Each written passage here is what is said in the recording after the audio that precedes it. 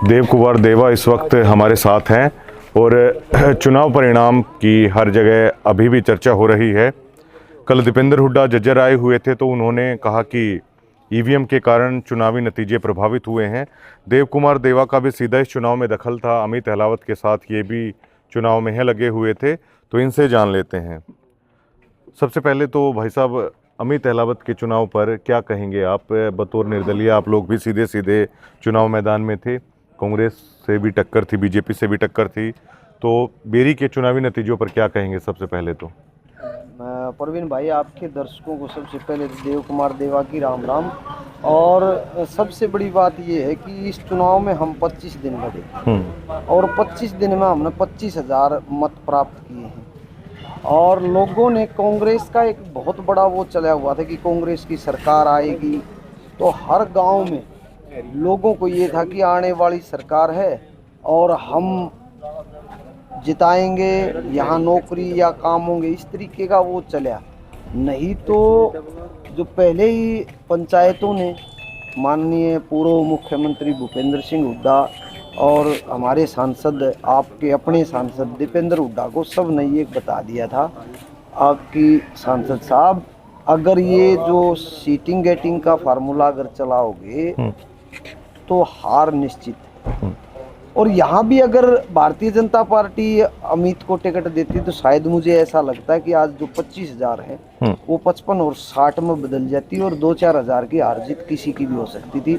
इतना जितना सरकार आने का चाव था उतना ही एंटी इन एमएलए के खिलाफ लोगों का वो था कि ये नहीं होने चाहिए, ये बुजुर्ग हो चुके हैं, ये काम करने के लायक नहीं है। लेकिन फिर भी इस तरीके की जो चीजें हुई उसके कारण यहाँ मैं बेरी की बात कर रहा हूँ, 25,000 आना। भारतीय जनता पार्टी का वोट तो सारा संजय कबलाना को गया। ये जितना 25,000 वोट आया है ये सारा डॉक्टर रघुवीर सिंह कात्यायन के विरोध का वोट है। और अगर साथ में एक तगड़ी फाइट के रूप में, टिकट के रूप में होते तो शायद ये नतीजे दूसरे तरीके के होते, जो और बहुत सी विधानसभा जो 14-15 सीटिंग गेटिंग हुए तो ऐसा हो सकता था। हरियाणा में कांग्रेस की हार के कारण क्या रहे? हरियाणा में कांग्रेस की हार के कारण अहम बहम और इसके साथ साथ इनकी मैनेजमेंट ना होना, टिकटों का वितरण, जो मैंने अभी पहले थोड़ी देर पहले आपको कहा कि ये जो विधायक थे, जो सीटिंग विधायक थे, इनकी टिकट ना काटना, इन्हीं को टिकट देना, ये लोगों में एक विरोध था।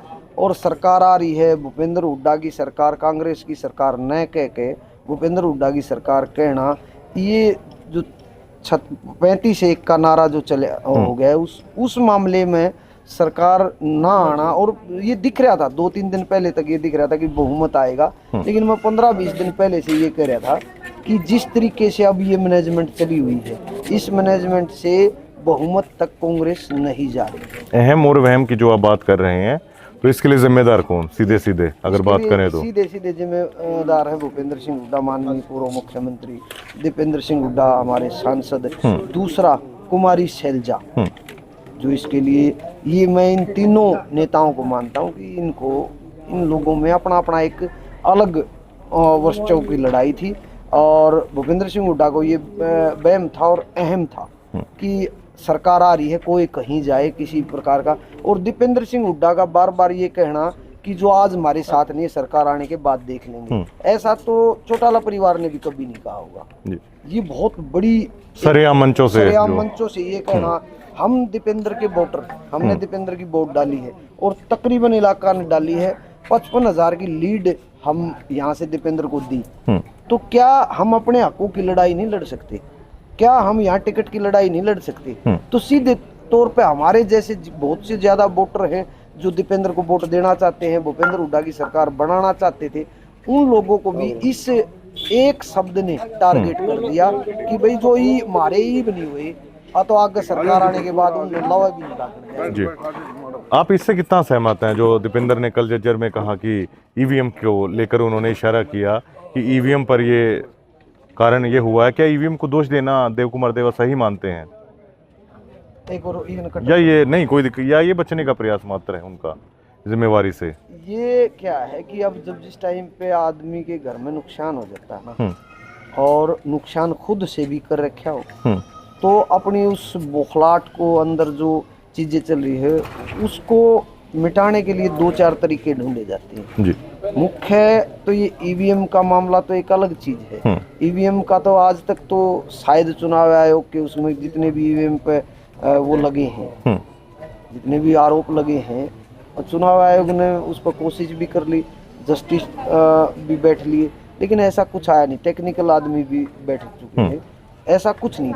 ये तो एक अंडर करंट था कि 35-1 का नारा बन गया, कुमारी शैलजा का वहाँ बैठना, और यहाँ अति विश्वास, जो कि अति विश्वास भी आदमी को ख़त्म करता है कि सरकार आ रही है और सरकार आने के बाद देख लेंगे, ये चीज़ कर देंगे। इस तरीके की चीज़ों ने एक नैरेटिव सेट कराया, और वो होता होता अपने आप चला गया। हर बिरादरी का बहुत प्रतिशत आप देखोगे तो वो सारा का सारा दूसरी जो विकल्प के रूप में भारतीय जनता पार्टी थी उसकी तरफ हो गया। दीपेंद्र का भविष्य क्या देख रहे हैं आने वाले वक्त में? अब आगे उनकी राजनीति किस दिशा में जाएगी? मैं ये मान के चल रहा हूँ, भूपेंद्र सिंह हुड्डा ताकतवर नेता रहे, 2 बार यहाँ पर मुख्यमंत्री रहे, वो सांसद रहे, और उन्होंने तकरीबन, उनका तो राजनीति का समय, उनकी उम्र भी 80 के करीब पहुँच गई है।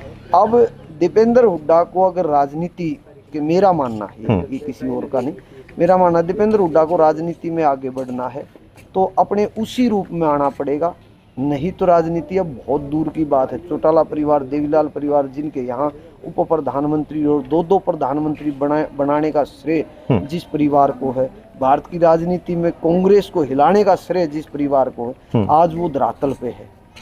उसी प्रकार यहाँ पे अगर दीपेंद्र सिंह हुड्डा ने अपने राजनीतिक चाल नहीं बदली, अपनी राजनीतिक सोच नहीं बदली, एक नए समीकरण नहीं बनाए, तो भूपेंद्र सिंह हुड्डा के साथ दीपेंद्र सिंह हुड्डा की राजनीति भी खतरे में है। और वो प्यारा भाई है, वो हमारा प्यारा सांसद है, शायद हमारी ये बात सुन के वो इन चीज़ों को बदलाव की तरफ करेगा, नहीं तो राजनीति खड्डे में। जी बहुत बहुत शुक्रिया जी, बहुत धन्यवाद। देव कुमार देवा थे हमारे साथ, और हम ये जानने की कोशिश कर रहे हैं कि इस हार के क्या क्या कारण हैं, ख़ासतौर से रोहतक लोकसभा क्षेत्र की जनता है क्या मानती है, क्योंकि दीपेंद्र हुड्डा की राजनीति का आधार है वो सबसे पहले रोहतक लोकसभा से ही चलता आया है और आगे भी यहाँ से ही है वो चलेगा। देव कुमार देवा ने एक बात खासतौर से कही है कि अब जैसे कि ये लोग सीधा सीधा अमित अहलावत के चुनाव में बिल्कुल फ्रंट लाइन में ये लोग थे, तो इन्होंने कहा कि दीपेंद्र हुड्डा जो बात ये कह रहे थे कि जो आज हमारे साथ नहीं है, वक्त आने पर है उनको देख लिया जाएगा, तो ये इनका मानना है कि जो इस तरह का अहम और वहम था वो काफ़ी उसने काफ़ी कुछ फैक्टर है वो निभाया इस चुनाव में। गुटबाजी हुई, चाहे टिकट वितरण हुआ, आपसी जो खींचतान रही, उन्हें ये मानते हैं कि ये कांग्रेस की हार का कारण है, और भविष्य में दीपेंद्र सिंह हुड्डा को इन सभी चीज़ों से एक सीख लेनी होगी और तब जाके आगे की राजनीति है वो सेट होगी उनकी फिर से मजबूती से। शुक्रिया।